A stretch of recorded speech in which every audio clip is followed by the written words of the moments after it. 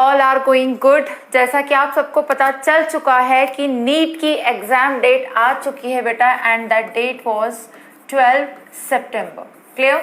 तो किसी भी तरह का कंफ्यूजन अब रखना नहीं है कि पेपर पोस्टपोन्ड होगा, पेपर पोस्टपोन्ड नहीं होगा। किसी भी तरह से आप लोगों को नर्वस नहीं होना है। फाइनली डेट्स आ चुकी है बेटा। पेपर कैसा आएगा, पेपर कैसा नहीं आएगा, टफ आएगा, इजी आएगा, that is none of your business. आपके कंट्रोल में क्या है? आपके कंट्रोल में है 3 आवर्स के लिए आपकी वो OMR जो आपके पास होगी, जो आपको फिलअप करनी है। तो इस टाइम पे बेटा पूरा फोकस आपका होना चाहिए आपके रिवीजन पे। कुछ एक्स्ट्रा पढ़ना नहीं है, कुछ भी एक्स्ट्रा नहीं पढ़ना है। जो 11th 12th 2 ईयर आपने पढ़ा है उसको बहुत अच्छे से रिवाइज करना है, रिवीजन करना है, रेगुलर बेसिस पे करना है। सबका अपना एक वे होता है, किसी और से खुद को कंपेयर नहीं करना है कि भाई वो एक दिन में 4 चैप्टर निकाल रहा है, मैं एक दिन में 1 चैप्टर निकाल रहा हूं। हर सब्जेक्ट को जो आप टाइम देते हो सबका तरीका अलग होता है। मैं नहीं बोल सकती कि आप एक दिन में 4 चैप्टर कंप्लीट करो या एक दिन में आप 2 चैप्टर कंप्लीट करो। सब आपके ऊपर डिपेंड है। बस आपको क्लियर ये रखना है कि आपका जो कंप्लीट रिवीजन है वो 10 सितंबर तक कंप्लीट हो जाना चाहिए। क्लियर? कैसे पढ़ना है? पढ़ना वैसे ही है जैसे आप पढ़ते थे, लेकिन अब एक्स्ट्रा के पीछे नहीं भागना है। जितना पढ़ लिया है वेल एंड गुड है। कॉन्फिडेंट रहना है, मोटिवेटेड रहना है, सब कुछ बहुत अच्छा होगा बेटा। यही लास्ट 2 मंथ्स तुझे जो ये हैं बेटा, जो आपके पास रहते हैं लास्ट मोमेंट पे, ये बहुत अनसर्टेन होते हैं। यू कांट बिलीव कि आप क्या कर सकते हो। पूरा आपका चेंज हो सकता है जो आपने सोच रखा था।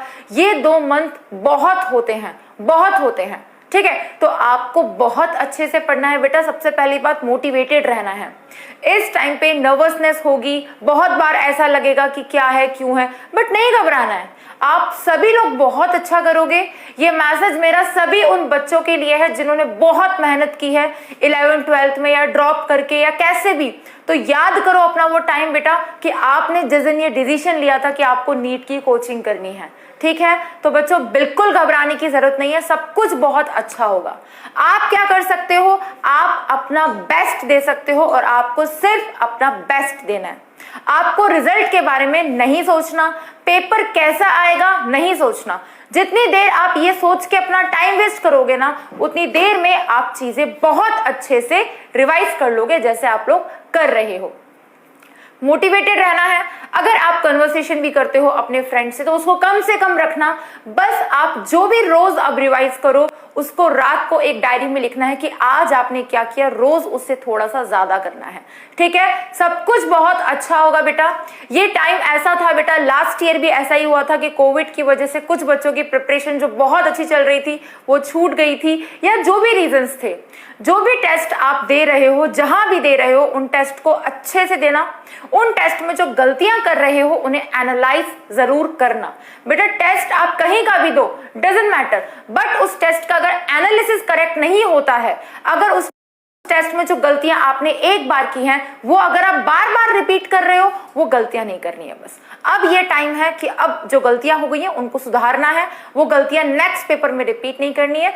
सब कुछ बहुत अच्छा होगा बेटा।